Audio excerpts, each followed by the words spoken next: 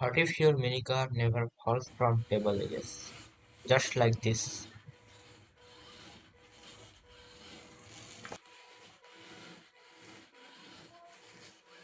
and it never collides with obstacles.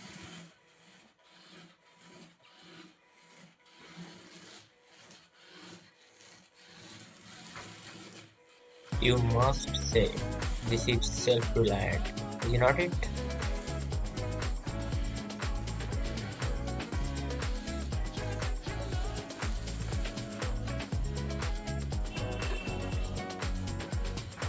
Let's dive into building this. I am thinking of using the conventional Arduino Uno board, which is the most popular on a L298N motor driver module. It can run 2 motors and 4 motors. It has a maximum current range of 2 amperes. The other motor driver modules that are available in the market like L293D, which has the capability of running 4 motors. I am not using that because that does not have so much current rating. I think in its datasheet I found the current rating of that L293D motor driver module as 1.2 ampere, whereas the L298N, which I am holding in my hand, has a maximum current output of 2 amperes, and that's why it's quite useful. It will not burn out, and I am using this in my project. Along with, I will use some mini breadboards because it will be helpful to arrange different parts in our project.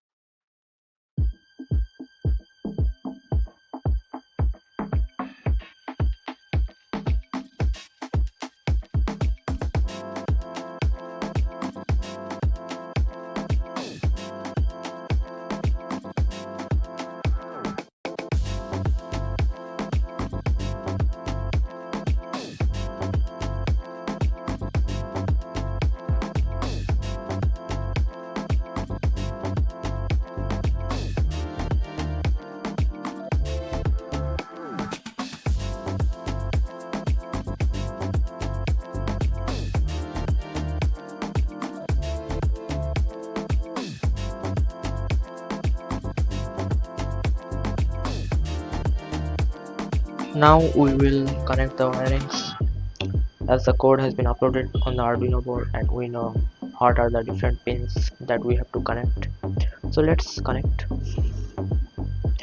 So as per the code, IN1 goes to pin 8.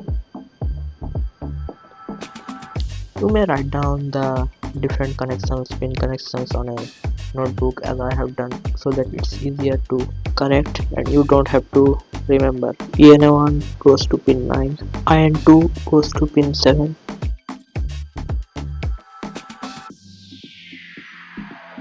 IN3 goes to pin 5, IN4 goes to pin 4, and ENB goes to pin 3. 3 and 9 are pulse width modulation capable pins, so they are very much important in analog signal processing and it will control the speed of our motor. Now pin 6 and pin 10 are our ultrasonic sensor pins. Pin 6 will be trigger output pin, whereas pin 10 will be input pin. which will act as the echo pin. Now to make the different connections, I am using the jumper wires. I have in my hand a pair of jumper wires and I will connect it to the outputs of the motor. Connecting 4 pins in these two sockets is quite painful and confusing. That's why I will use an intermediator that will be the breadboard and a few jumper wires. So let's connect the jumper wires.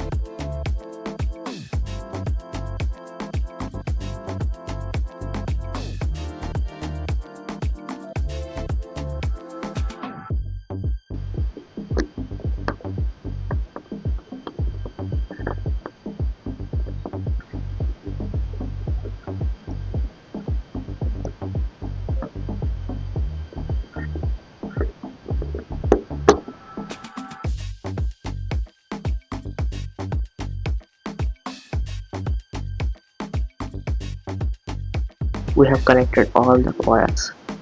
We have connected the ground of the Arduino board and the motor driver module through this wire.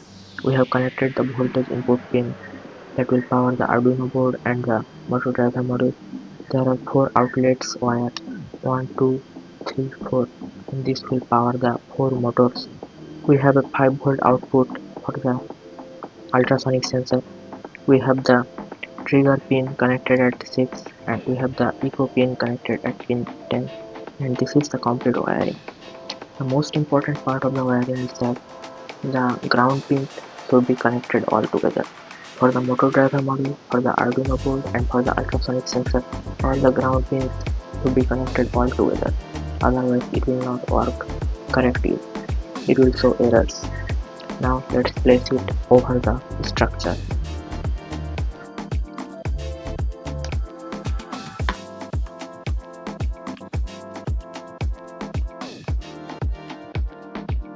I have made the lid of the box with some holes so that we can pass the wires through it.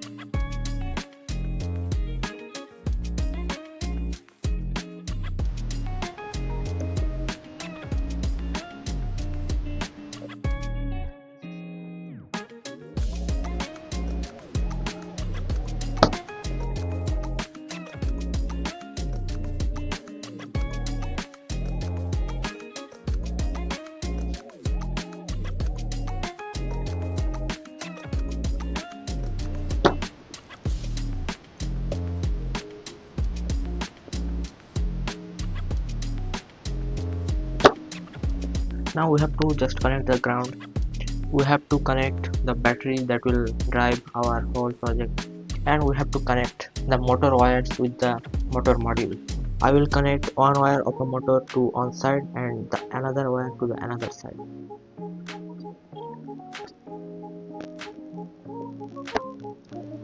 Now let's take the other motor. Now this will be connected here and this to be connected here. Now I feel that my wires are some kind of short. They are not getting where they are supposed to get and it's a quite a big problem. It's just a prototype of our self-reliant car, and I think it's quite perfect now. Now we will attach the two batteries with the motor. Again, I want to note that I have not made the ground connection still with the ultrasonic sensor. Connecting all the grounds is highly necessary for proper working. Now let's introduce the battery.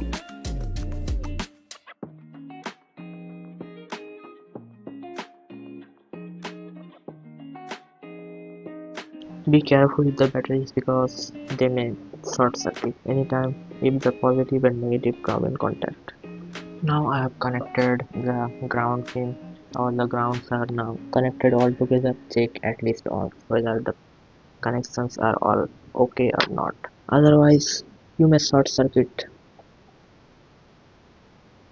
Everything looks fine. Before connecting, I think I should place a small box inside within because if it starts running on the table, then so let's just check it.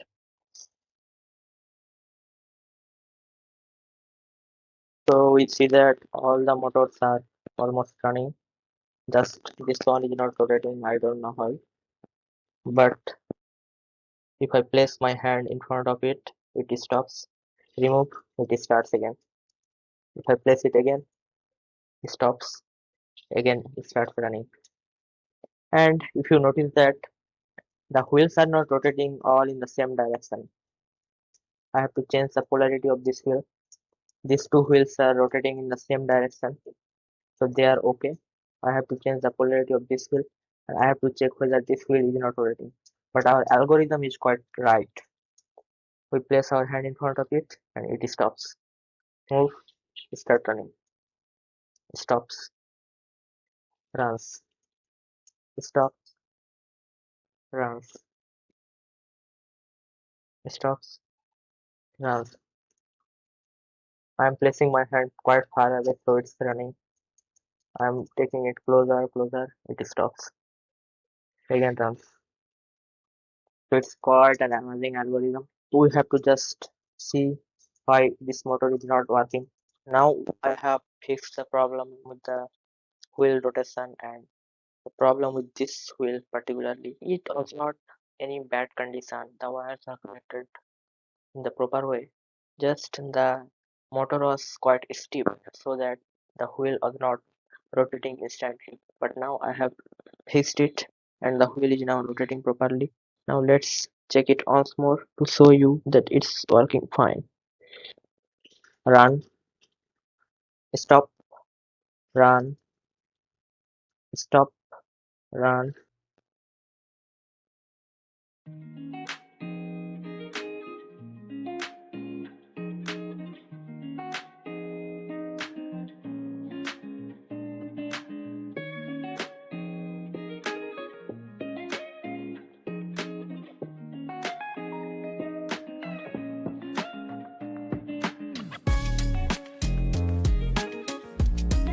So I have made the setup like this. Here is our self-reliant car to be in the future, and here is my multimeter. So let's move the car.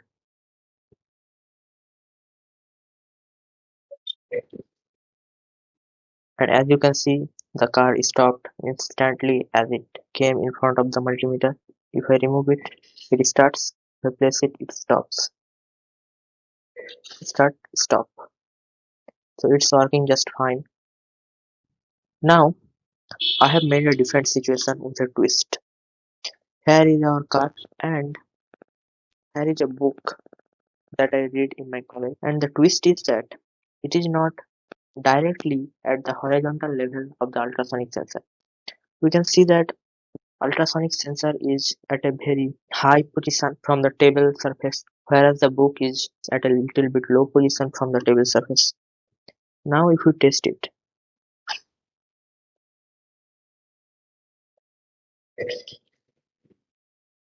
the car stops. That means it's working. But now it did not stop. I try test it again. The car did not stop. That means the car stops only when something is at the horizontal level of the ultrasonic sensor.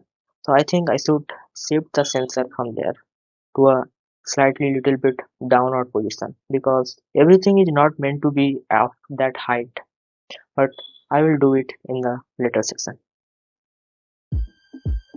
In the next video, watch how I incorporated the HD detection property in our smart car and how I combined both the properties obstacle avoidance as well as HD detection to give our car complete self-reliance. So just buckle up, subscribe and like to our channel so that you don't miss any update. Thank you.